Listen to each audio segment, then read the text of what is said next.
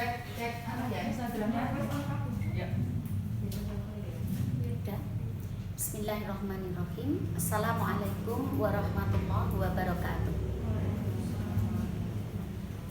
Alhamdulillah, nahmaduhu wa nasta'inuhu wa nastaghfiruh wa na'udzu billahi min syururi anfusina wa min sayyiati a'malina.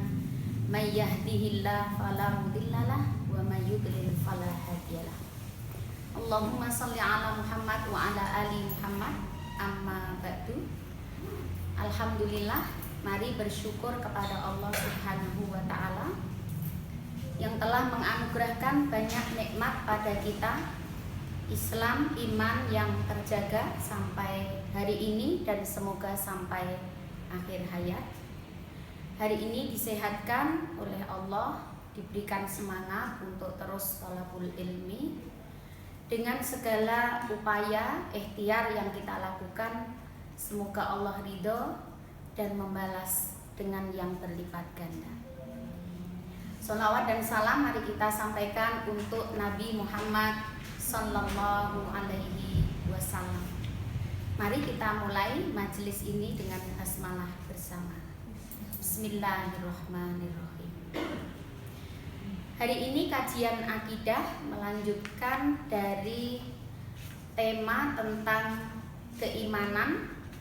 Kita telah membahas iman kepada Allah, lalu iman kepada malaikat, lalu iman kepada kitab, dan hari ini kita akan membahas tentang iman terhadap Rasul. Dan akan kita fokuskan pembahasannya pada iman terhadap Nabi Muhammad Sallallahu Alaihi Wasallam, bagaimana mencintainya dan bagaimana menghargai jasa-jasanya. Sebelum kita masuk pada pembahasan inti, sebelumnya saya akan menyampaikan pendahuluan mengenai sesungguhnya Nabi atau Rasul itu siapa. Kita mendapatkan informasi dari Al-Quran maupun Al-Hadis tentang profil Rasul dan Nabi. Nah, Nabi dan Rasul kita mendapatkan informasi yang pertama adalah manusia biasa. Nabi dan Rasul adalah manusia biasa. Kita peroleh dalilnya melalui surat Al-Kahfi ayat 110. A'udzubillahi minasyaitonirrajim. Qul innama ana basyarum mislukum. Katakan sesungguhnya aku ini basyar. Basyar itu manusia seperti kita ini. Nabi dan Rasul adalah manusia biasa, basyarun. Jadi sifat jasmaniahnya seperti kita, diberikan akal sehat sama seperti kita ini. Ya, basyariah itu kan mencakup sisi jasmaniah dan batiniah, ruhiyah. Yang kedua, laki-laki. Rasul ini laki-laki, tidak ada Rasul itu dari jenis kelamin perempuan, tidak ada. Rasul ini laki-laki yang diberi wahyu. Di Al-Anbiya ayat 7 kita mendapatkan informasinya, wa ma arsalna qablaka illa rijalan. Rijal itu laki-laki. Nuhi ilaihim, yang kami beri wahyu. Nah, jadi ini 2 dan 3 sekaligus. Tadi yang pertama manusia biasa seperti kita, yang kedua jenis kelaminnya laki-laki, dan yang ketiga adalah mendapat wahyu. Laki-laki kalau enggak dapat wahyu enggak bisa disebut nabi atau rasul. Nah, sehingga kalau ada perempuan ngaku dapat wahyu, mustahil dia kita akui sebagai rasul ya atau nabi. Berikutnya menikah dan berketurunan. Ya, Ar-Ra'd 38. Laqad arsalna rusulan, sungguh kami telah utus para rasul min qablika, sebelum kamu Muhammad, wa ja'alna lahum azwaja, dan kami jadikan untuk mereka pasangan. Ini dalil menunjukkan Rasul Nabi itu menikah. Wa dzurriyyah, dan berketurunan. Jadi menikah dan berketurunan. Berikutnya apa lagi? Nabi dan Rasul itu adalah manusia yang membutuhkan makan, sehingga berjalan ke pasar. Ya, ke pasar untuk apa? Memenuhi hajatnya. Jadi seperti kita, manusia hidup butuh makan dan minum. Ya, Al-Furqan ayat 20. Wa ma arsalna qablaka minal mursalin. Di situ ada kalimat illa innahum la ya'kuluna ta'am. Kecuali para utusan itu memakan makanan. Ya'kuluna ta'am, makan. Kalau yang tidak makan itu malaikat. Materi kita sudah lewat. Malaikat tidak butuh makan minum. Tapi kalau Rasul, Nabi butuh makan minum. Wa yamshuna fil aswaq, mereka berjalan-jalan ke pasar untuk memenuhi hajatnya. Maka dikatakan manusia biasa seperti kita tadi, karena cirinya butuh makan minum, juga berjalan ke pasar. Berikutnya, Nabi dan Rasul itu adalah manusia juga yang bisa sakit, juga bisa mati. Bisa sakit. Al-Anbiya 83, 84, juga masih banyak ayat-ayat lain yang menunjukkan bahwa Rasul itu bisa sakit ya. Tentu yang sangat populer adalah ayat tentang Nabi Ayub itu ya. Ayat tentang Nabi Ayub. Wa ayyuba idnada rabbah. Ya, ingatlah Ayub. Nabi Ayub itu dengan ujian sakit yang diberikan oleh Allah, kita semua tahu ayatnya. Bagaimana perjuangan Nabi Ayub untuk memohon kesembuhan itu diabadikan di dalam Al-Quran, dan bagaimana Allah menyembuhkannya.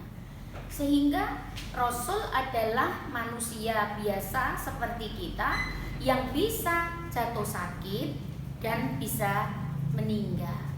Kalau meninggal sudah dibuktikan bahwa semua Rasul wafat ya, tidak ada Rasul yang abadi. Nah, semua meninggal dan itu jelas. Nah, sekarang kalau Rasul ya, bedanya dengan Nabi adalah jika Rasul itu mendapat tambahan tugas menyampaikan risalah sehingga dia punya umat. Itu bedanya dengan Nabi. Persamaannya apa? Sama-sama dapat wahyu. Tapi kalau Nabi tidak punya umat. Kalau Rasul itu punya umat. Nah, Nabi Muhammad SAW itu selain Nabi, beliau juga sekaligus Rasul. Nah, sekarang ketika timbul pertanyaan berapa sih jumlah mereka, ya, baik Nabi ataupun Rasul, jumlah Nabi ataupun Rasul secara persis tidak diinformasikan Allah kepada kita keseluruhannya. Namun yang kita tahu melalui Al-Quran jumlahnya 25. Itu sudah terdiri dari Nabi dan Rasul. Jadi sekali lagi Allah tidak memberitahu persis berapa jumlahnya. Kalau Rasul memang ulama berselisih pendapat lebih dari 300. Ada yang berpendapat ya ratusan. Sehingga nama-namanya tidak seluruhnya diinformasikan kepada kita. Ya, 25 itu sudah mencakup Nabi dan Rasul. Nah, siapa yang mengaku dirinya beriman kepada Allah, maka syaratnya adalah mengimani para Nabi dan Rasul ini. Kita sebagai umat Islam yakin seluruh informasi tentang Nabi dan Rasul kita harus yakin bahwa Nabi Isa diutus, Nabi Musa diutus, Nabi Ibrahim diutus. Kita harus percaya. Kita tidak boleh membeda-bedakan. Misalnya hanya percaya bahwa Rasul itu Muhammad saja dan selain Muhammad bukan Rasul, nggak boleh. Karena kita tidak boleh membeda-bedakan. apapun siapapun yang Allah utus dan Allah informasikan beritanya melalui Al-Quran, maka sebagai orang beriman wajib hukumnya untuk mengimani.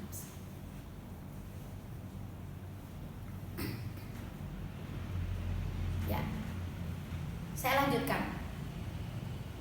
Kita sudah tahu bahwa di antara para nabi dan rasul itu yang dinobatkan sebagai nabi penutup sekaligus rasul penutup adalah Nabi Muhammad Sallallahu Alaihi Wasallam.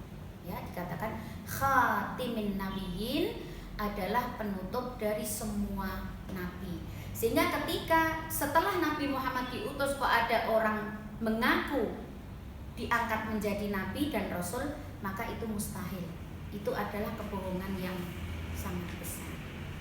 Nah, bagaimana cara kita mengimani para rasul dan para nabi?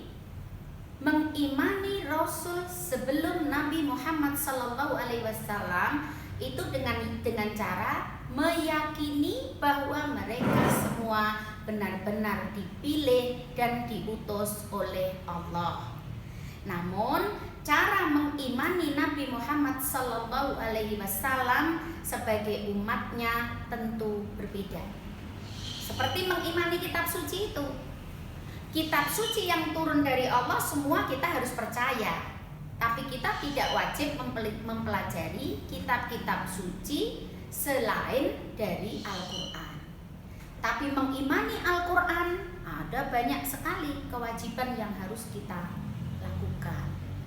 Nah, kita akan masuk pada pembahasan inti ya, tadi pendahuluan. Kalau begitu, jika saya sebagai orang yang mengaku beriman kepada Allah, maka saya telah mengimani juga bahwa Nabi Muhammad Sallallahu Alaihi Wasallam adalah Nabi sekaligus Rasul yang diutus untuk seluruh umat manusia. Tugasnya itu bersifat universal, tidak lagi dikhususkan untuk umat tertentu. Ya, pertanyaannya apa sekarang? Sekuat apa iman kita? Sebesar apa cinta kita pada Nabi? Seperti apa kesungguhan kita dalam membuktikan bahwa aku pantas dimasukkan sebagai umat Nabi Muhammad Sallallahu Alaihi Wasallam? Jangan-jangan waktu di dunia ini kita merasa jadi umatnya, besok waktu dibangkitkan ternyata nama kita tidak ada di situ. Kita merasanya jadi umat Nabi Muhammad. Tapi begitu di pengadilan Allah kelak, kok namaku nggak ada?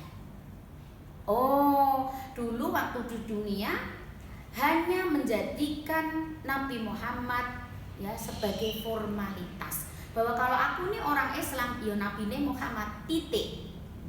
Ya, jadi dia mendaftar tapi tidak registrasi, ya, juga tidak menjalankan persyaratan. Kalau siswa itu daftar sekolah, daftar masukin nama doang gitu loh, tapi dia tidak ikut tes masuk, terus apalagi mengikuti aturan sebagai siswa, apalagi datang ke sekolahan, mana bisa namanya akan terdaftar terus saat kelulusan. Nggak ada, pasti di cancel. Nah, umat Nabi Muhammad kan seperti itu. Waktu di dunia ngerasa saya nih orang Islam, KTP ku Islam kok, ditulis agamanya Islam. Kalau orang Islam, kamu yakin nggak Nabi Muhammad? Ya yakin, tapi hanya percaya saja, titik. Tidak ada bukti, tanda-tanda dia sebagai umat Nabi Muhammad. Dia tidak pernah membuktikan bahwa dirinya itu pantas disebut sebagai umat Nabi Muhammad. Ya dia nggak registrasi. Sehingga besok itu banyak yang kecelek gitu. Merasa dirinya sebagai umat Nabi, ternyata di sana itu tidak terdaftar sebagai umat Nabi. Nah, maka melalui kajian ini kita akan cuman saling mengingatkan saja, jangan sampai keislaman kita, keimanan kita terhadap Nabi Muhammad itu hanya dicatat malaikat sebagai formalitas saja. Oleh karena itu, mengimani Nabi Muhammad, apakah kita bisa sampai pada level mencintai? dan membuktikan cinta itu ya kepada Allah. Ini maka tema kita hari ini kan sesungguhnya Nabi Muhammad itu merindukan kita. Nah, kalau sudah levelnya tuh rindu, pasti cinta dong. Nggak mungkin kalau nggak cinta kok rindu, ya nggak? Nah, kalau cinta pasti kenal dulu. Nggak mungkin ujuk-ujuk cinta. Mengenal, tumbuh cinta, merindu. Di sini bisa timbal balik, kita merindukan Rasul, Rasul merindukan kita. Nah, kita di sini harus berangkat dari mengenal. Kalau posisinya kita adalah umatnya yang merindukan Rasulullah, ya, maka prosesnya lewat mengenal, lalu tumbuh cinta, baru merindu di situ. Nah, kan nggak mungkin nggak kenal kok bisa rindu, ya? Secara logika kan seperti itu. Nah, kalau Nabi kita Shallallahu Alaihi Wasallam luar biasanya itu di mana? Ya, tidak pernah melihat kita.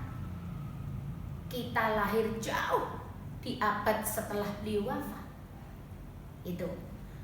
Dari mana kita tahu bahwa Nabi itu merindukan kita? Nah, ini akan kita bahas nanti. Bahwa sumbernya memang akan banyak di hadis-hadis Nabi Shallallahu Alaihi Wasallam. Ini memang tafsir ya, tapi tafsir tematik itu ya tidak bisa melepaskan diri dari hadis. Kita akan masuk ya, membahas tentang sebesar apa sih kasih sayang Rasulullah pada umatnya. Sebesar apa? Ketika nanti kita tahu bahwa Rasul itu ternyata sayangnya luar biasa pada kita, nah, maka kita sebagai umatnya ini rasanya kalau sampai tidak menyayanginya itu kerugian yang sangat besar.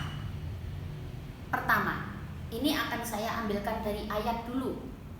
Ya. Mana bukti kasih sayang Rasulullah pada umatnya? Yang pertama Al-Qur'an surat At-Taubah ayat 128. A'udzubillahi minasyaitonirrajim. Laqad ja'akum rasul. Situ ya. Sungguh telah datang padamu seorang rasul min anfusikum. Rasul itu berasal dari jenis kamu, manusia. Tadi di depan sudah saya katakan. Rasul ini bukan dari malaikat, bukan dari jin ya bukan, tapi min anfusikum, dari jenismu, yaitu manusia. Apalagi untuk orang Arab, bahasanya ya sama dengan kamu. Profilnya mana kamu bisa lihat, anak siapa, keturunan siapa, mereka bisa lihat saat itu. Jadi bukan makhluk gaib, maksudnya gitu ya. Ini profil jelas ya. Laqad ja'akum rasul min anfusikum. Telah datang padamu seorang rasul yang nyata, tampak, bisa dilihat, dari jenismu, keturunan mana jelas. Nah, azizun alaihi ma'anittum. Azizun alaihi, di mana rasul itu terasa berat, pedih ya, ma'anittum, terhadap apa? Beban umat. Umatnya itu kalau berat, menderita, oh Rasul tuh nggak tega, maksudnya gitu. Azizun alaihi ma'anittum. Makanya Rasul itu nggak mau kalau umatnya itu menderita.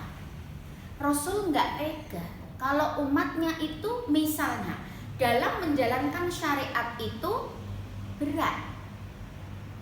Maka dalam peristiwa Isra Mi'raj itu ketika ada syariat sholat 50 kali, bagaimana Rasul mondar-mandir nawar? Jangan, kasihan umatku, gak akan sanggup. Bagaimana Rasul menawar itu sampai kemudian jadi 5? Itu karena begitu beratnya Nabi ketika nanti melihat umatnya itu menderita atau berat di dalam menjalankan apa? Syariat Islam. Nah, penyayang Nabi itu di sini azizun alaihi ma'anittum harisun alaikum.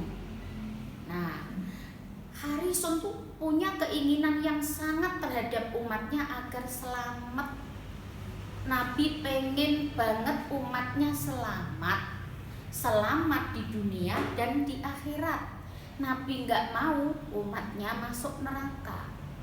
Maka demikian besarnya kasih sayang itu sehingga ketika Nabi berdakwah itu mau difitnah kek, disakiti, mau dicaci maki, dituduh macam-macam, terus jalan aja. Kenapa? Sayangnya lebih besar ya daripada marahnya.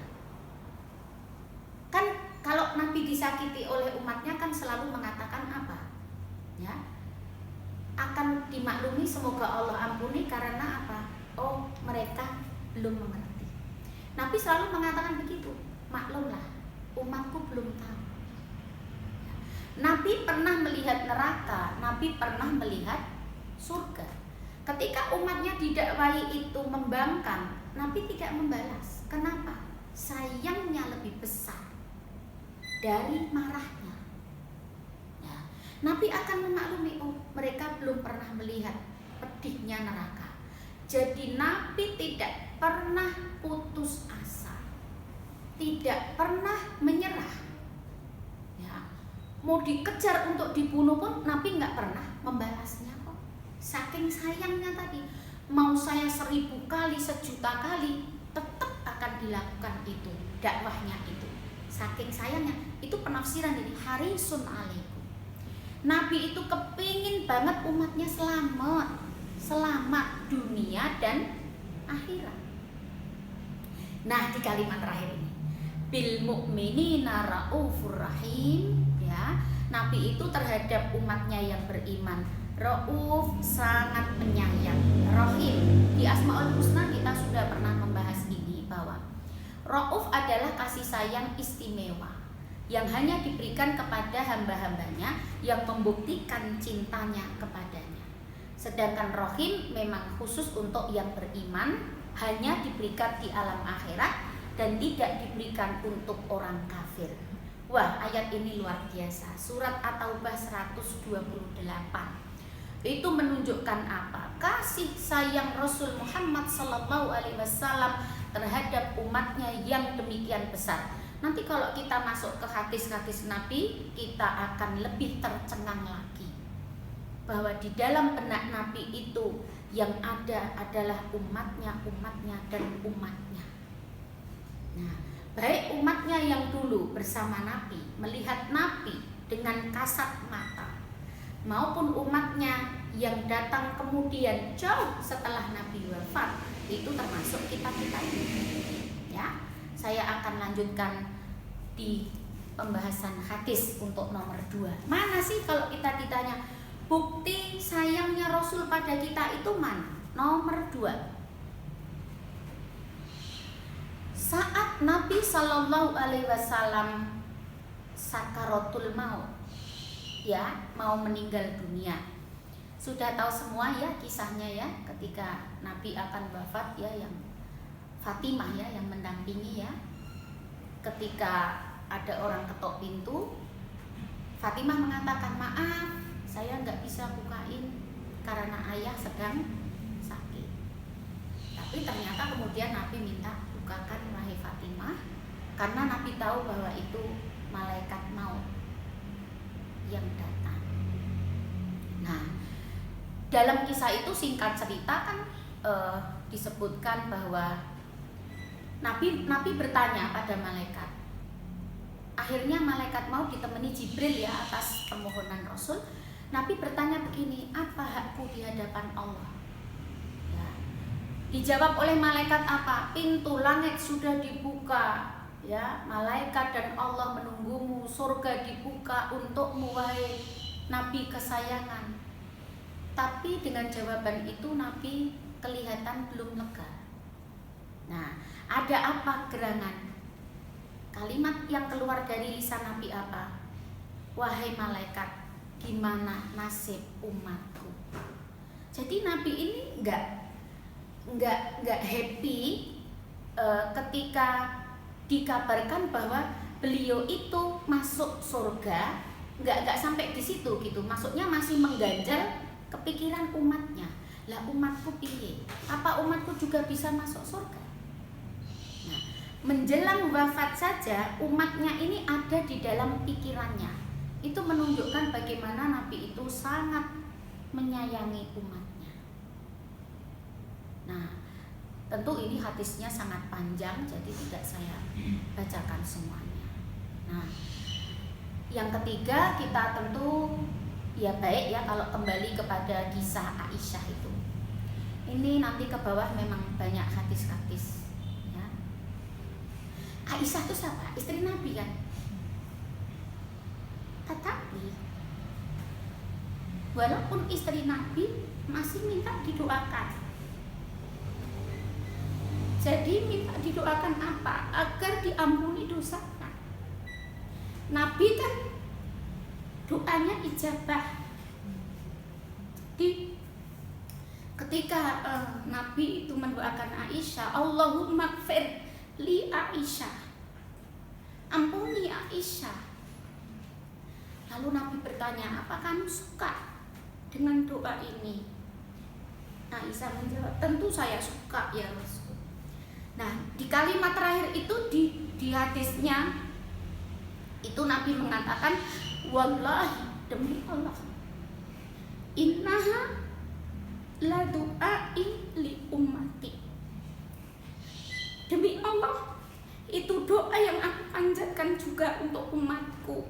Fi kulli sholatin, tiap kali selesai sholat. Jadi tiap kali selesai sholat Nabi itu tidak lupa mendoakan kita. Ya, itu kan bukti sayangnya gitu. Biasanya kalau manusia itu berdoa apa kan untuk dirinya, untuk dirinya, untuk dirinya. Ya, jarang orang itu mau dermawan mendoakan orang lain gitu. Nah, padahal kalau kita tahu ilmunya juga bahwa mendoakan orang lain itu kebaikannya akan kembali kepada kita. Tetapi melalui hadis ini bahwa Nabi mengatakan sampai bersumpah wallahi itu ya. Innaha la du'a ili ummati. Aisyah, doa kayak gitu tadi itu aku persembahkan untuk umatku. Dan apa? Tiap kali selesai sholat. Bayangkan.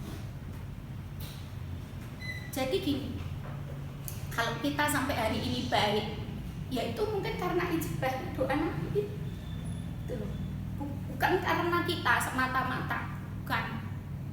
Tapi mungkin karena ijabahnya doa Nabi tadi sehingga kita ini dituntun.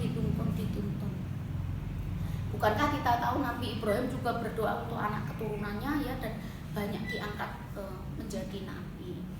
Jadi kalau kita soleh ya, terjaga keimanan, harusnya meyakini bahwa itu ada andil yang luar biasa dari doa Rasulullah ya. Kita lanjutkan yang nomor 4.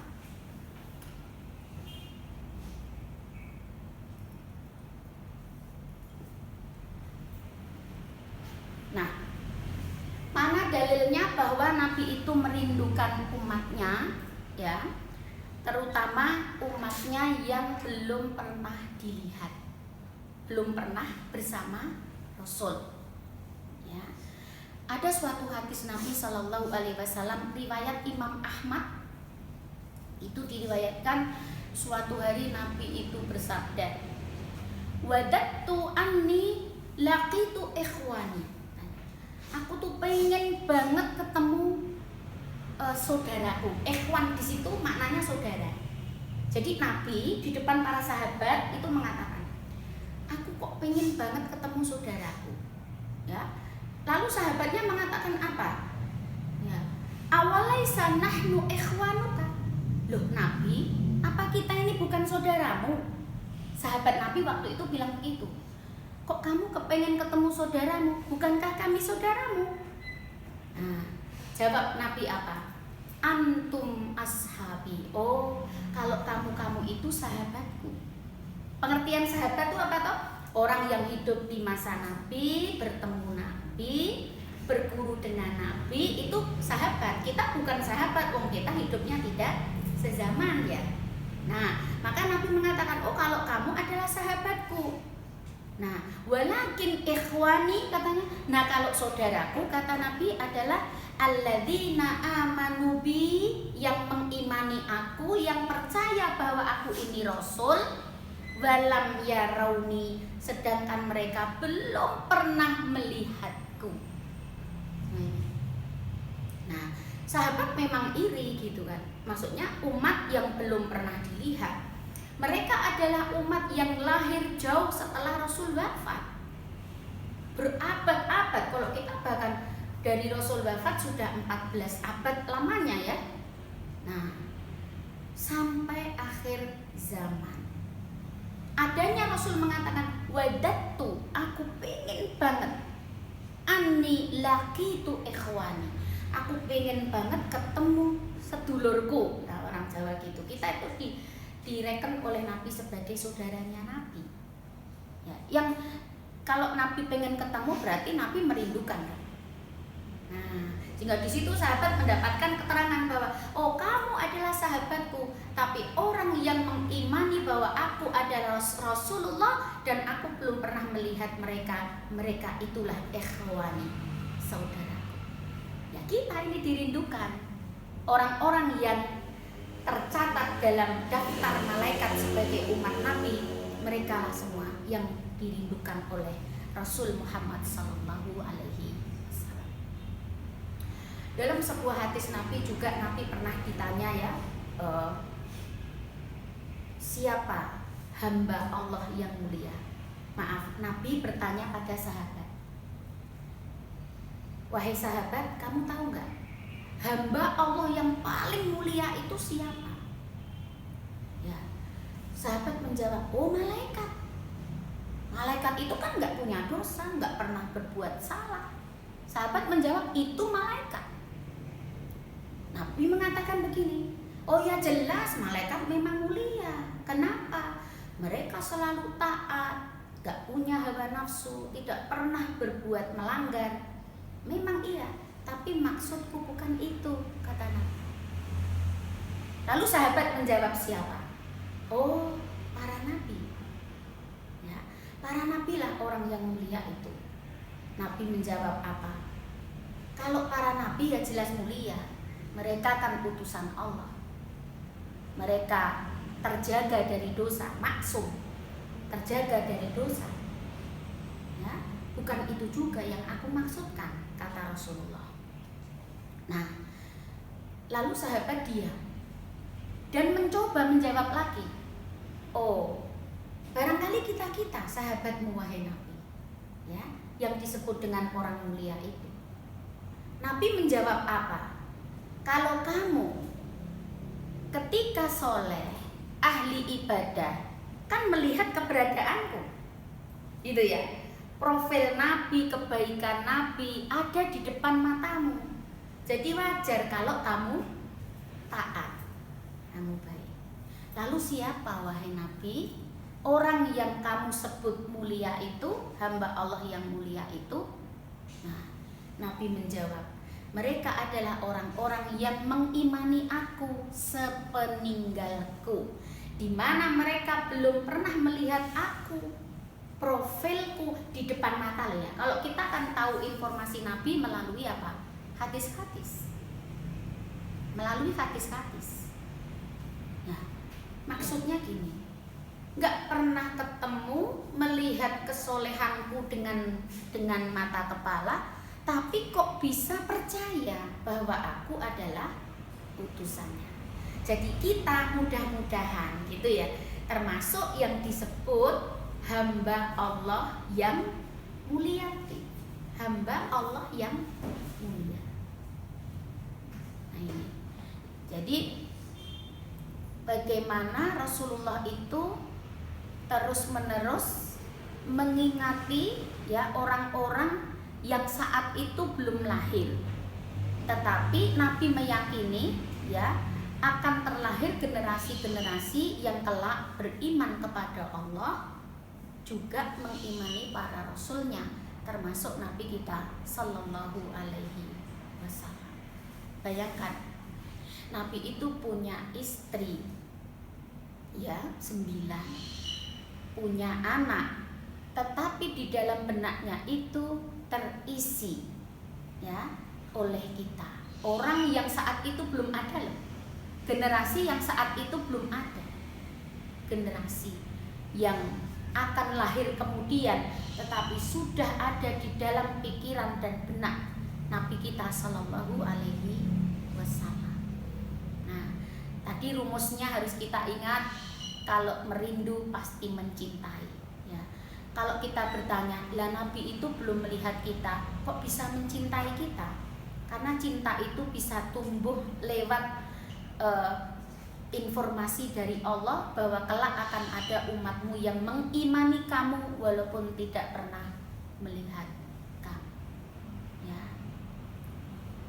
Berikutnya, mana bukti kasih sayang Rasul untuk kita? Buktinya adalah Nabi kelak akan memberikan syafaat. Ya, ini hadisnya juga bervariasi ya, tapi saya sampaikan satu saja, nanti kalau enggak cukup waktunya malah gantung. Jadi saya sampaikan satu saja, bahwa dulu Nabi diperintah untuk mengangkat kepalanya, kan Nabi merunduk begini. Ya Muhammad, irfa ra'sak, angkat kepalamu. Sal tu'toh, mintalah. Kamu minta apapun pasti diberi. Minta. Ini kan kesempatan Nabi itu meminta, ya. Fa'arfa'u ra'si, kata Nabi, lalu aku mengangkat kepalaku dan aku memohon kepada Allah. Apa di situ permohonannya? Ummati, ya Rab, ummati, ya Rab. Maksudnya apa Nabi memohon begitu? Ya Allah, tolong umatku, tolong umatku, tolong umatku. Biasanya kan kalau kita difasilitasi untuk meminta kan, ya masukkan aku ke surga atau apapun lah yang menurut kita itu kenikmatan lah wujudnya ya. Tapi kalau Nabi tetap mintanya umat, ya, tolong umatku, tolonglah umatku. Itu.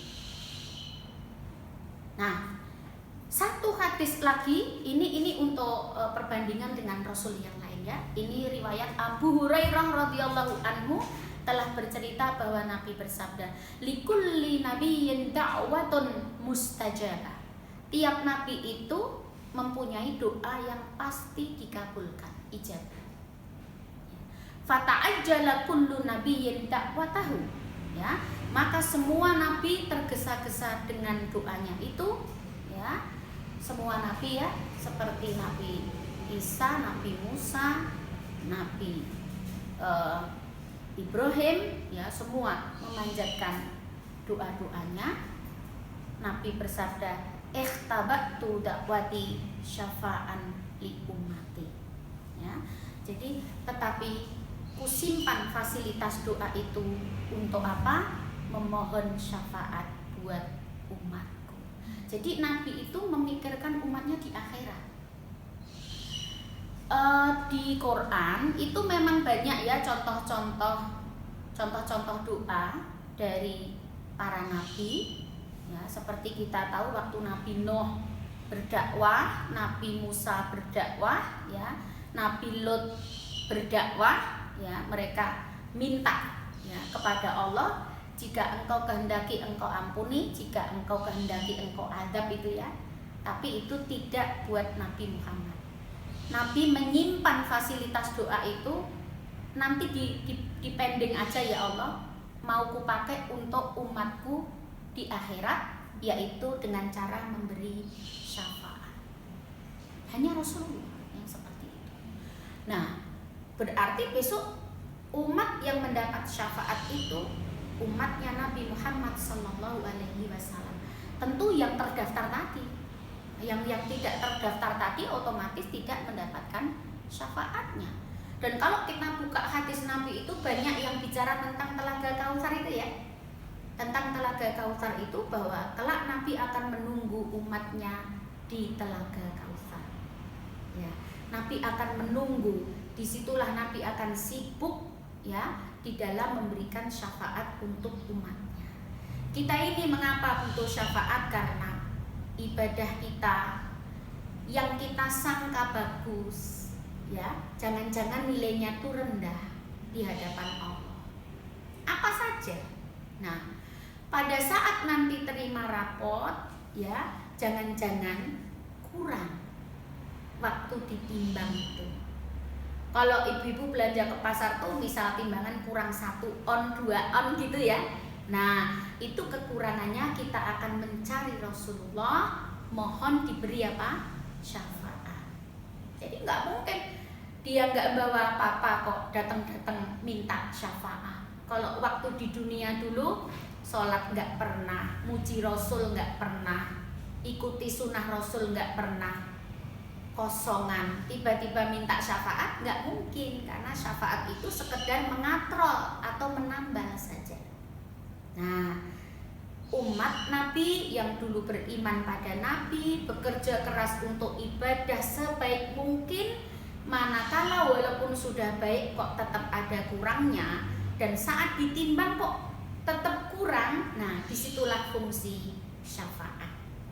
Ya, ibarat orang datang bawa sarung, itu ujungnya lubang, maka lubangnya itu minta ditambah. Nah, ada di 3 tempat yang betul-betul kita membutuhkan syafaat Nabi. Nanti kita bahas setelah ini ya, keimanan terhadap akhirat atau kiamat. Mungkin kita buat beberapa sesi, tidak cukup 1 sesi. Nah, ini membuktikan bahwa apa? Syafaat Nabi ya diperuntukkan umatnya di akhirat, karena Nabi tahu persis ini sangat dibutuhkan oleh umatnya kelak di akhirat. Nabi tahu gambaran sulitnya di akhirat, kondisi umatnya seperti apa. Nabi nggak ingin umatnya masuk neraka kok, nggak tega. Karena nggak tega, maka Nabi minta ke Allah, ya, ikhtabatu da'wati syafa'atan li ummati. Aku simpan fasilitas doa ini ya Allah untuk siapa? Untuk umatku kelak, supaya bisa memberikan syafaat dan umatku masuk ke dalam surga. Kurang sayang gimana Nabi pada kita? Ya, nah ini. Fahiyana ilatun insyaallah wa man mata min ummati la yusyrik billahi syai'a. Tapi ada syaratnya. Siapa yang diberikan syafaat tadi, ya? Syafaat itu insya Allah diperoleh tiap orang dari kalangan umatku, ya, yang meninggal dunia dengan syarat tidak syirik. Mudah itu. Abot kalau sudah syirik. Ya, siapa mengaku umat Nabi meninggal dalam keadaan beriman dan tidak syirik, dia akan mendapat syafaatnya. Ini yang ditunjukkan oleh Nabi kita bahwa fasilitas yang Allah berikan menyangkut doa-doa itu disimpan buat siapa? Umatnya. Ya, kalau kita kemudian masuk dalam daftar umatnya, ya kita akan mendapatkan syafaatnya. Ya, semoga ya. Amin ya rabbal alamin. Ya. Saya tambahkan lagi. Yang ketujuh, mana bukti kasih sayang Nabi Shallallahu Alaihi Wasallam kepada kita? Nabi Ibrahim alaihissalam misalnya, ya, dalam surat Ibrahim ayat 36 itu ya, disebutkan ketika beliau berdakwah, kita tahu Nabi Ibrahim itu digelari Khalilullah, ya, kekasih Allah, karena mampu membuktikan cintanya kepada Allah. Dan beliau bapak tauhid yang juga punya umat yang kemusyrikannya itu sudah parah, ya, sudah parah, sehingga kita tahu Nabi Ibrahim sampai dibakar itu, ya, itu menunjukkan tingkat keparahan masyarakat saat itu. Nah, waktu itu Nabi Ibrahim kan berdoa, ya, faman tabi'ani fa innahu minni, ya Allah, yang ikuti dakwahku berarti dia golonganku, ya. Baman asoni, tapi siapa yang bangkang, fa innaka ghafurur rahim, sungguh engkau maha pengampun. Maksudnya kalau engkau mau ampuni.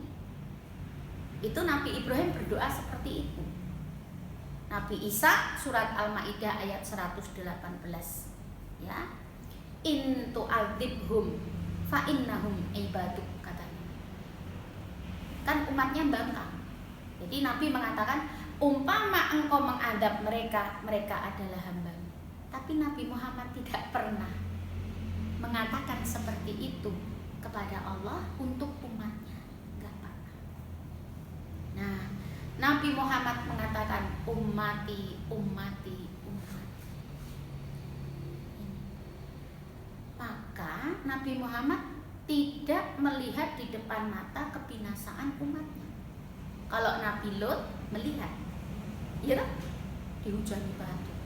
Nabi Nuh melihat banjir bandang. Nabi Muhammad tidak. Nabi Muhammad tidak memohon azab umatnya. Tapi beliau saking sayangnya memohon-mohon kepada Allah agar supaya umatnya ini kelak, ya, dirahmati, ini agar umatnya diampuni dosanya, diberikan rahmat yang melimpah, pertolongan dan kemudahan agar supaya apa? Kelak dimasukkan ke dalam surga. Nah, nanti sisa waktu akan kita bahas untuk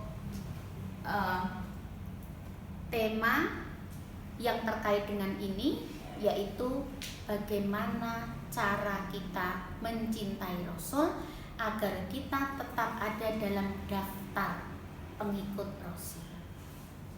Ya, kita sudah tahu tadi Rasul itu seperti apa pada umatnya. Ya, lalu tentu kita ingin dong, ya, menyambut kasih sayang Rasul. Rasul sudah nyayangi kita, saya juga ingin mencintai Rasul. Tapi bagaimana mencintai Rasul di mana profilnya tidak ada di tengah-tengah kita? Rasul sudah wafat. Nah, keimanan kita terhadap Rasul itu nilainya bisa 6, bisa 7, bisa 8, bisa 9, bisa 10.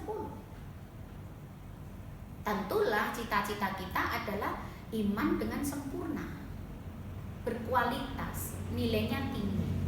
Bagaimana cara kita mencintai Rasulullah? Ya. Nah, tadi di depan saya sudah mengatakan adanya rindu karena sayang, adanya sayang atau cinta karena kenal.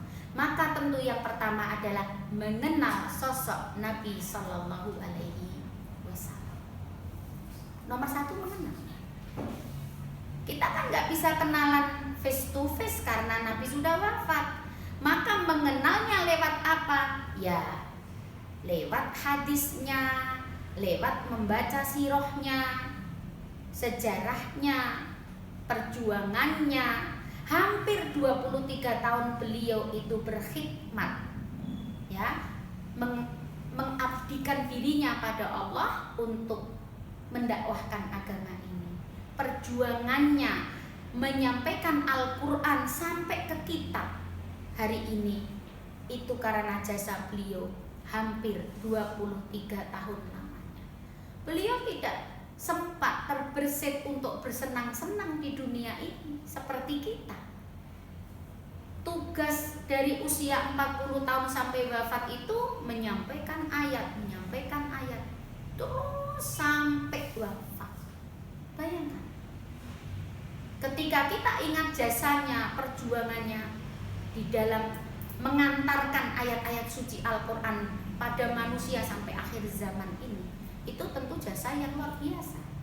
Mengenal perjuangannya, mengenal sosoknya, wajib kita sebagai keluarga muslim itu tahu. Jangan sampai kita termakan oleh isu fitnah-fitnah, ya, orang yang ingin menjatuhkan agama ini. Ya, banyak mereka menjatuhkan lewat poligaminya Rasulullah. Tapi kalau kita orang yang beriman dan faham tentang sirahnya, tentu poligami nggak bisa digunakan untuk menjatuhkan kesolehan Rasulullah. Ya, Rasul poligami mayoritas janda membawa anak, gitu. Bukan untuk kesenangan semata, bukan. Kenali Rasul, perjuangannya, pengorbanannya, ya, untuk umatnya semuanya. Yang kedua adalah tentu ketika Rasul nggak ada, ya, bukti cinta kita kepadanya adalah banyak bersolawat untuk Rasul. Ya, solawat ini dari segi banyak sedikitnya ya memang ada fasilitas di hari Jumat itu ya, perbanyaklah sholawat untuk hari Jumat. Bukan berarti hari lain off dari sholawat, bukan. Kalau setiap hari sudah sholawat, Jumat perbanyak, maksudnya begitu. Ya, sholawat itu kita itu umpama tidak mendoakan Nabi pun Nabi sudah dijamin surga kok. Ya, jika kita bersholawat untuk Nabi, memang kita mendoakan agar Nabi dirahmati oleh Allah, lebih disayang oleh Allah. Ya, ini untuk ya menunjukkan bahwa kita menghargai jasa-jasa Rasulullah. Berikutnya lagi misalnya, apa yang bisa kita lakukan untuk membuktikan bahwa kita mencintai Rasul? Menjaga dua wasiatnya. Taraktu fikum amroini itu, aku tinggalkan dua perkara. Intamasaktum bihima, jika kau pegang teguh keduanya itu, lan tadillu, kamu tidak akan tersesat. Al-Quran dan hadis. Jadi Nabi akan senang banget kalau kita sebagai umatnya ini rajin menelaah Al-Quran, rajin menggali hadis-hadis Nabi. Baru itu namanya bukti bahwa kita mencintai Rasulullah. Karena cinta itu tidak hanya diomongkan, tapi cinta itu dibuktikan. Buktinya mana? Kalau kita mencintai Rasul, buktinya tinggalannya warisannya saya jaga. Kita pelajari. Nabi yang susah payah untuk menerima wahyu ya sekian tahun, terus kalau sama umatnya dibiarin, gak disentuh. Betapa sakitnya Rasul. Iya enggak? Hampir 23 tahun loh nerima wahyu dari 1 ayat, 2 ayat sampai 6.000 sekian ayat itu. Begitu Nabi wafat sama umatnya ditumpuk taruh di almari. Betapa Nabi sakit itu. Kalau memang cinta pada Nabi, buka, baca. Itu jasa Nabi besar sekali dalam menyampaikan wahyu. Begitu juga hadisnya. Hadis yang membicarakan tentang sosok Nabi atau sabda-sabdanya, pesannya, nasihatnya, petunjuknya, itu pelajari. Nah, tentu yang lebih berat dari itu apa? Mengamalkan sunnahnya. Ya akan dirayakan sebagai umat Nabi kalau kita menjalankan sunnah Rasul dong ya. Nah, kelemahan umat Islam sekarang kan kalau menjalankan sunnah Rasul itu dipilih-pilih yang enak-enak dong, ya kan? Padahal yang namanya perkara sunnah Rasul itu kan banyak sekali. Kalau kita mau praktekin semua, hampir-hampir mungkin kita nggak bisa bekerja. Akan kehabisan waktu untuk mengikuti ya semua sunnah Rasulullah itu. Ya, oleh karena itu setelah kita mengkaji dan mempelajari warisannya, maka membuktikan secara nyata petunjuk Nabi itu melalui apa? Ya, mengamalkan sunnahnya. Faman roghiba an sunnati falaisa minni. Ya, siapa yang membenci sunnahku, dia tidak disebut golonganku. Ya kalau kita ingin direken jadi golongan umat Nabi, tentu kita syaratnya harus menjalankan apa? Sunnah-sunnahnya itu. Ya, sunnah-sunnahnya kita jalankan. Cara hidup Rasul itu namanya sunnah Rasul. Ya, cara hidup yang dijalani oleh Rasul itulah sunnah-sunnah Rasulullah. Nah, untuk menjadi umat Nabi itu bukan perkara mudah. Tidak cukup hanya mengatakan aku ini orang Islam, ya. Tidak cukup juga hanya mengatakan nabiku Nabi Muhammad, ya. Kan ada nih sebagian masyarakat menganggap nanti kalau dikubur ditanya apa?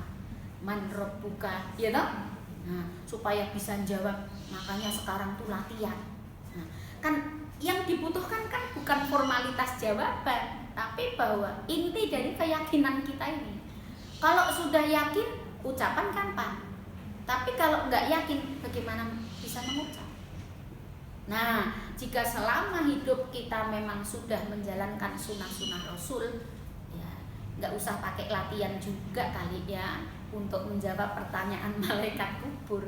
Itu otomatis sudah ya akan kita menjawab dengan benar. Nah, mengapa tema ini menjadi perlu karena banyak orang mengaku beriman tapi mungkin baru pantas disebut berislam. Ya. Karena Islam dengan iman itu beda. Kalau orang syahadat ya sudah dinyatakan Islam, tapi syahadat secara lisan saja belum tentu menunjukkan keimanannya.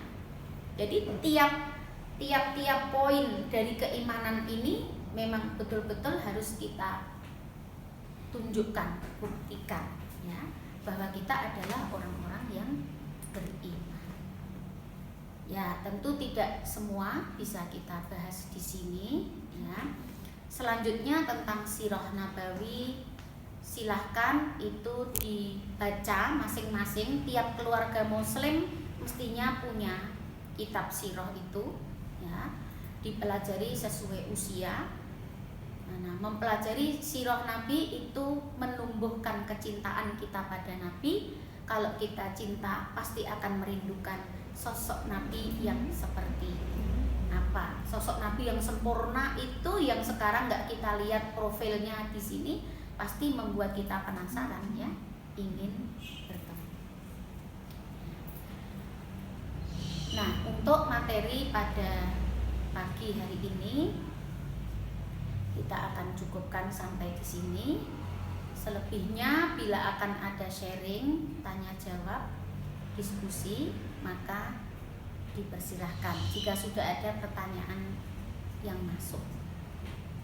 Tapi kalau belum, ya akan saya tambah lagi. Sudah ada pertanyaan belum? Belum? Baik, saya tambah ya sedikit lagi. Nah, ada sebuah hadis Nabi ya yang menunjukkan pada kita bahwa betapa besar kasih sayang Nabi pada hambanya. Ya. Hadis ini datang dari Abu Musa radhiyallahu anhu ya, menceritakan hadis. Nabi bersabda, Innallaha ta'ala idza arada rahmata ummatin min ibadihi qabada nabiyyah qablaha. Sesungguhnya Allah apabila menghendaki suatu umat dari kalangan hambanya itu mendapat rahmat, maka dia mencabut terlebih dahulu nyawa nabinya. Ya, kita dengan Nabi tentu sudah berapa lama kita dengan Nabi ya? 14 abad lebih lamanya. Memang kan ada hadis ya yang di situ menunjukkan larangan kita menggambar sosok Nabi. Ya. Tetapi keterangan tentang Nabi itu seperti apa itu bisa kita peroleh dari hadis. Secara penciptaan fisik ya, Nabi itu misalnya dikatakan tidak terlalu tinggi, tidak terlalu pendek, kulitnya putih bersih ya. Mungkin kalau di zaman sekarang itu bisa dibuat sketsa ya pakai komputer ya, kalau umpama itu dibolehkan gitu loh. Tapi kan ini dilarang, haram untuk menggambar wajah Nabi ya. Keterangan mengenai fisiknya itu dijelaskan melalui apa? Sabda-sabdanya. Khalqiyah am khuluqiyah. Khalqiyah itu penciptaan fisik Nabi, rambutnya misalnya ya. Kemudian kulitnya, tingginya, itu kita mendapat informasi. Nah, khuluqiyah itu akhlaknya, kedermawanannya itu seperti apa? Lemah lembutnya, kemudian kesantunannya. Nah, kalau kita tidak membaca hadis ya kita nggak tahu informasi tentang akhlak Nabi itu seperti apa. Sedangkan kita tahu bahwa innama bu'itsu liutammima makarimal akhlak. Nabi diutus untuk apa? Menyempurnakan akhlak. Nah, Aisyah ketika ditanya akhlak Nabi seperti apa, beliau menjawab khuluquhu al-Qur'an. Akhlaknya Nabi itu apa? Kalau kita baca Quran ya kayak gitu akhlaknya. apa yang diperintah Quran itu dikerjakan oleh Nabi, apa yang dilarang oleh Al-Quran itu Nabi tidak mengerjakannya. Kalau kita ingin tahu akhlaknya Nabi. Nah, kalau kita melihat ke belakang lagi bahwa bagaimana sahabat itu begitu mencintai Rasulullah, kita sudah tahu ceritanya ya, sampai ada sahabat itu yang demam kalau sehari aja nggak ketemu Nabi, dia bisa pucet wajahnya. Sehingga ketika ketemu Nabi ditanya, kenapa itu dengan wajahmu? Apa kamu sakit? Ya, ternyata sehari nggak ketemu tuh bisa meriang, nah, sampai wajahnya pucat pasi. Bahkan ada yang sampai hanya ingin dipeluk ya, kulit dengan kulit itu ya, ceritanya yang sangat populer itu ya. Mereka pertama bohong dulu ya, menuduh Nabi telah mendolimi, saya pengen bales ya. Ya silahkan dibalas. Oh, waktu Nabi berbuat, Nabi nggak pakai baju, maka harus dilepas. Begitu Nabi melepas baju, ternyata sahabat ini hanya ingin memeluk, gitu ya. Ya supaya Nabi ingin melepas bajunya. Nah ini, jadi meningkatkan pengetahuan kita tentang profil Nabi itu menambah kecintaan kita kepada Nabi. Dan tentu kita ingin kelak ya di akhirat mendapatkan syafaatnya, bertemu dan melihat Nabi secara langsung ya. Orang yang imannya sungguh-sungguh pasti memiliki perasaan merindukannya ya. Kalau orang nggak bisa rindu Nabi ya berarti dipertanyakan ya, dipertanyakan kecintaannya kepada Nabi.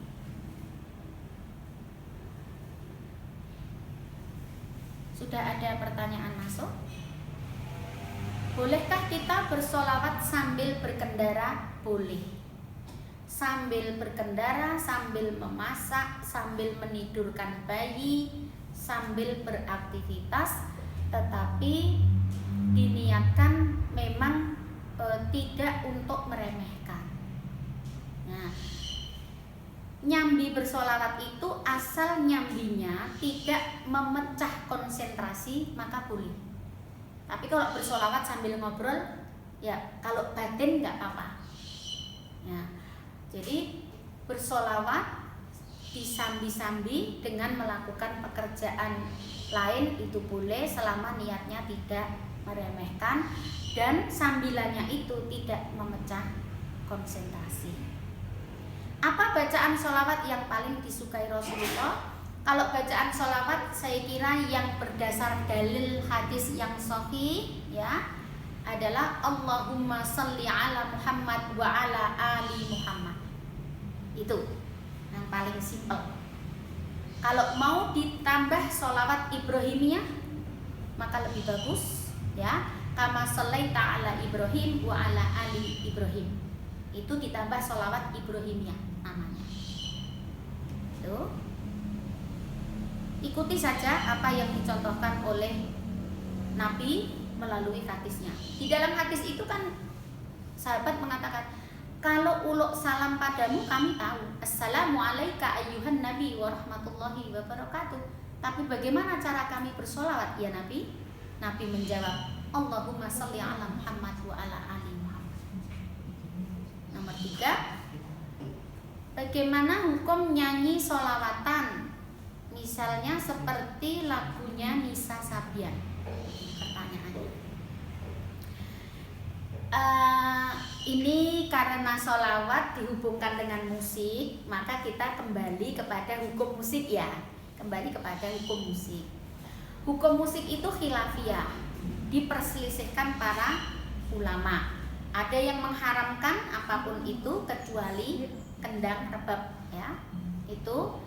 Tapi ada ulama yang membolehkan musik selama untuk mengiringi syair yang positif. Ya, kaitannya dengan sholawat dengan nyanyi, maka kembali kepada khilafiyah tentang persoalan musik. Anak menyanyi dengan musik, toh ini yang dimaksudkan. Kalau contohnya Nisa Sabian kan berarti musiknya. Memang ada ulama yang berpendapat bahwa selama syairnya ini baik ya, menambah semangat untuk taat kepada Allah, maka boleh. Ya. Ada yang tekstual, ulama tekstual yang mengharamkan musik kecuali rebana. Sehingga kalau sholawatan dengan rebana maka boleh. Ya. Sekali lagi ini khilafiyah. Kalau ini khilafiyah, istafti qalbik, mintalah fatwa pada hatimu. Ya, kamu mantap ambil yang mana.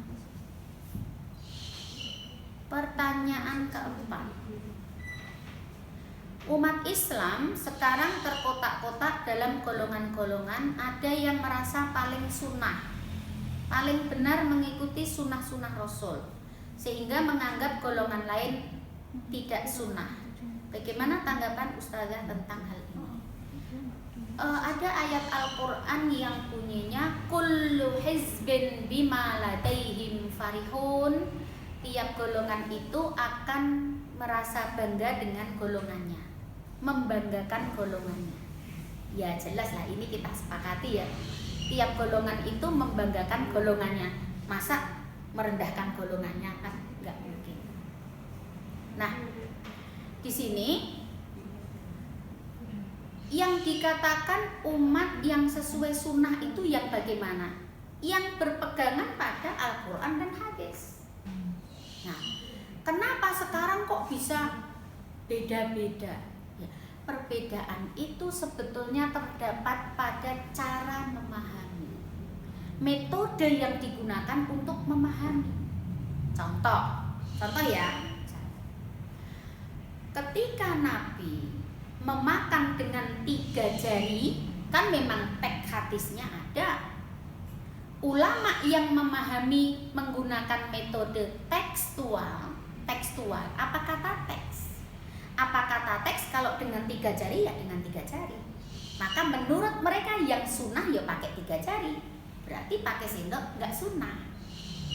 Ya.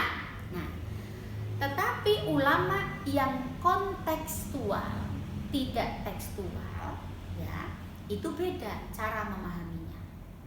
Nah, mungkin akan melihat bahwa makanan yang dimakan saat itu apa, ya, dan apakah waktu itu sudah ada sendok, misalnya seperti itu, ya.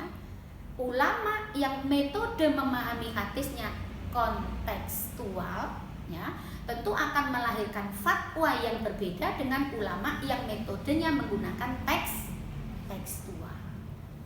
Nah, banyak-banyaklah membaca buku tentang ini, hadis kontekstual dengan hadis tekstual. Memang kalau tekstual ini untuk konsisten sampai sekarang akan banyak menghadapi kesulitan. Karena Nabi kemana-mana naik onta, iya kan? Nah, maka bagaimana dengan kita sekarang? Maka ada namanya kontekstualisasi hadis. Itu pun juga nggak boleh liar memahaminya. Nah, jadi menurut saya orang itu makin paham ilmunya, dia tidak akan mengatakan kamilah yang paling benar.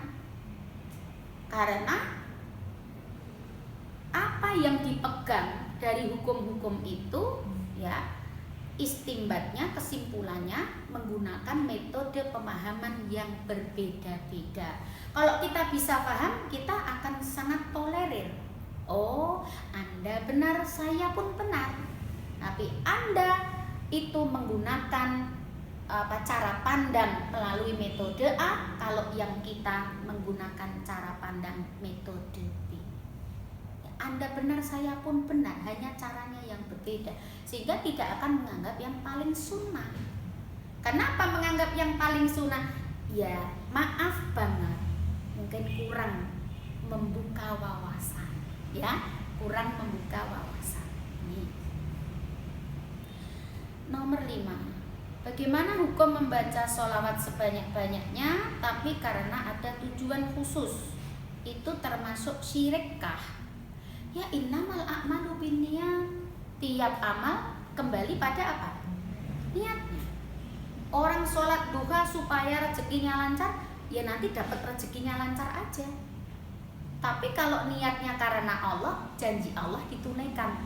Tidak cuma Allah ridho, tapi juga dapat bonus-bonusnya. Sama ini. Nah, dia membaca sholawat sebanyak-banyaknya itu tujuan maksudnya mungkin ini tujuan duniawi mungkin ya, baca sholawat biar jodohnya cepat datang, baca sholawat biar dagangannya laris, mungkin begitu, mungkin ya, mungkin ini. Nah, kapan suatu perbuatan itu dikatakan syirik? Syirik itu menduakan. Selama di dalam hati kita ada keyakinan, ketika ada keuntungan diyakini karena sholawatnya, ya syirik. Oh makanya aku aja sehari baca sholawat 1000 kali, makanya tutulanku laris. Ya iya, itu sudah meniadakan campur tangan Allah, ya enggak? Ya. Dan larisnya karena sholawatnya. Tipis banget. Jadi semua ada di dalam hati. Syirik itu menduakan. Nah, harusnya ya laku enggak laku karena Allah, bukan karena sholawatnya. Itu 6. Di medsos sering ada yang upload, misal foto mobil yang bagus, rumah yang bagus, lalu captionnya disolawatin dulu biar segera punya mobil mewah. Kasihan sekali. Solawat itu berpahala. Kalau perintahnya di Quran kan jelas ya. Innallaha wa malaikatahu yusholluna 'alan nabi ya ayyuhalladzina amanu shallu 'alaihi wa sallimu taslima. Itu ayatnya. Kalau hadisnya, siapa yang bersolawat untukku 1 kali, maka Allah bersolawat untuknya 10 kali, gitu ya. Nah, kita mendapatkan solawat dari Allah tuh maksudnya kita dirahmati. Nah, dirahmati itu kan nggak melulu soal dunia. Masa ya kita pengen rahmatnya Allah wujudnya dunia toh? Saya kira ini salah kaprah di dalam memaknai. Kamu kalau pengen punya kayak gitu, dan cepet sholawat, gitu. Lihat mobil itu besok punya. Ya innamal a'malu binniyat.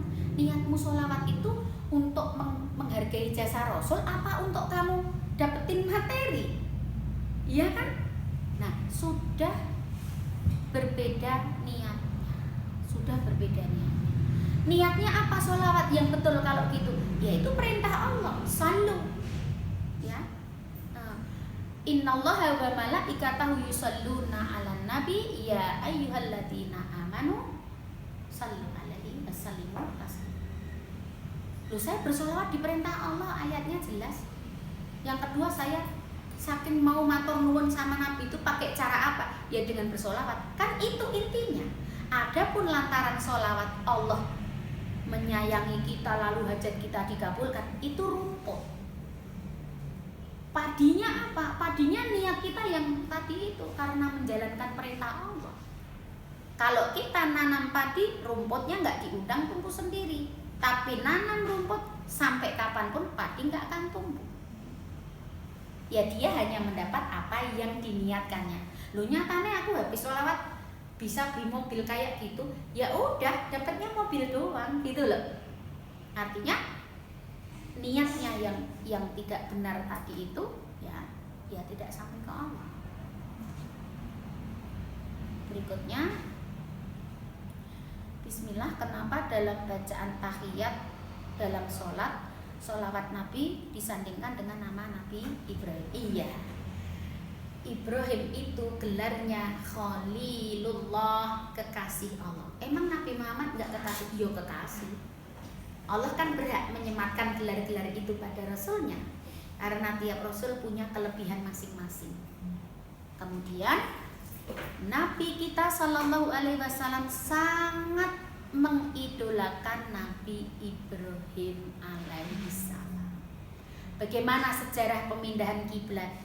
Nabi terus berdoa kepada Allah agar kiblat yang tadinya ke Masjidil Aqsa dipindah ke Masjidil Haram. Kita lihat di Masjidil Haram, nampak tilas Nabi Ibrahim dan keluarganya. Ya, ada Hijr Ismail, ya, ada Multaza, pintu Ka'bah. Ka'bah sendiri yang pondasinya yang ninggiin siapa? Nabi Ibrahim. Nabi Ibrahim yang ninggiin pondasi Ka'bah, ya. Jejakan kaki Ismail keluarganya Nabi Ibrahim, Bukit Sofa, Bukit Marwah, ini nampak jelas keluarga Nabi Ibrahim semua. Dan Nabi kita sangat mencintai dan mengidolakan Nabi Ibrahim alaihissalam. Dan hanya 2 nabi ini yang tadi saya sampaikan di depan, ya, yang sangat mencintai umatnya, yaitu disebut sholawat Ibrahimiyah, ya, sholawat Nabi lalu disandingkan dengan sholawat untuk Nabi Ibrahim. Kama sholaita ala Ibrahim wa ala ali Ibrahim. Berikut juga dengan keluarganya Nabi Ibrahim. Tidak hanya Nabi Ibrahim, berikut keluarganya. Ini. Jadi betapa penting meluruskan niat, ya, baik dalam beribadah dalam bentuk apapun. Hatta sholawat Nabi itu pun ibadah jika kita niatkan karena menjalankan perintah Allah. Ya, ini intinya dari beberapa pertanyaan tadi saya menyampaikan bahwa lakukan perintah Allah sesuai dengan tuntunannya.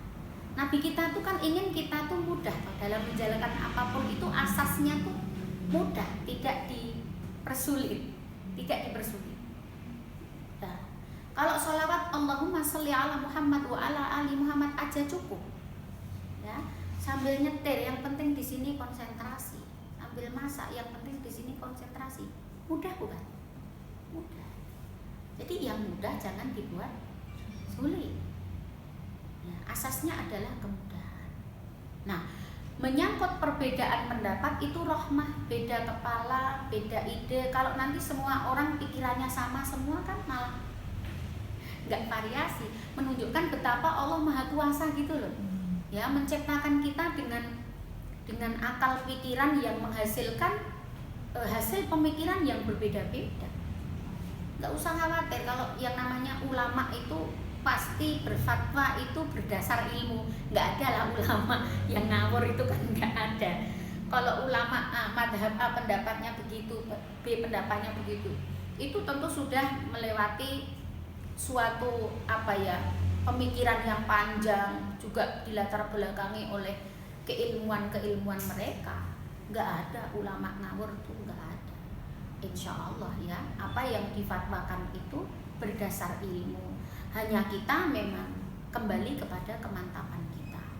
Nah, kalau kita membuka wawasan, maka tidak akan mungkin merasa paling benar sendiri, ya, sedangkan orang lain itu semua salah. Begitu ya, sudah tidak ada pertanyaan lagi. Maka mari kita cukupkan sampai di sini untuk kajian akidah pada pagi hari ini. Insya Allah kalau nanti kita bertemu lagi, kita akan membahas tentang iman terhadap kiamat akhirat, ya. Semoga Allah memberikan kesempatan umur yang panjang sehingga kajian ini masih dapat kita lanjutkan. Semoga bermanfaat. Apa yang kurang mohon maaf, apa yang keliru semoga diampuni oleh Allah. Mudah-mudahan Allah ridho terhadap kita semua, merahmati kita serta mengampuni segala dosa-dosa kita. Subhanakallahumma wa bihamdika asyhadu an la ilaha illa anta astaghfiruka wa atubu ilaik. Wabillahi taufiq wal hidayah. Wassalamualaikum warahmatullahi wabarakatuh.